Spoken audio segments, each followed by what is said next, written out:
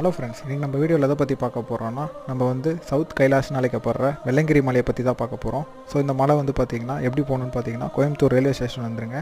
அங்கேருந்து காந்திபுரம் போயிடுங்க. காந்திபுரத்துலேருந்து பூண்டிக்கு எப்பயுமே பஸ் இருக்கும். அங்கேருந்து ஈஷாக்கு போயிடுங்க. ஈஷாவில் நல்லா குளித்து ஃப்ரெஷ்அப் ஆகிட்டு ஈவினிங் போல் வெள்ளங்கிரி மலையை ஏற ஆரம்பிச்சிருங்க. இந்த மலை ஏறுறதுக்கு பார்த்திங்கன்னா ஒரு கொம்பு எடுத்துக்கோங்க சப்போர்ட்டுக்கு. அதுக்கப்புறம் பேப்பரில் வந்து பிளாஸ்டிக்ஸ் எல்லாம் அலௌடு இல்லை. ஸோ ஸ்நாக்ஸ் எல்லாம் வந்து பேப்பரில் போட்டெல்லாம் கட்டி எடுத்துகிட்டு போயிடுங்க. இந்த மலை ஏறுறதுக்கு உமன்ஸ் அலௌடு இல்லை. ஸோ ஃபஸ்ட்டு மலை பார்த்திங்கன்னா ரொம்ப படிக்கட்டுலாம் நிறையா இருக்கும், ஏறவே ரொம்ப கடினமாக இருக்கும். செகண்டு தேர்ட் வந்து வழுக்கப்பாறையாக இருக்கும். 4th 5th வந்து படிக்கட்டில் மண் கலந்துருக்கும். 6th வந்து பார்த்திங்கன்னா ஃபுல்லாக ரோடு மாதிரி தான் இருக்கும் இல்லையா. 7th வந்து பார்த்திங்கன்னா ரொம்ப கஷ்டமாகவே இருக்கும், சவாலாகவும் இருக்கும். ஏறினீங்கன்னா சிவனை மேலே பார்த்துடலாம்.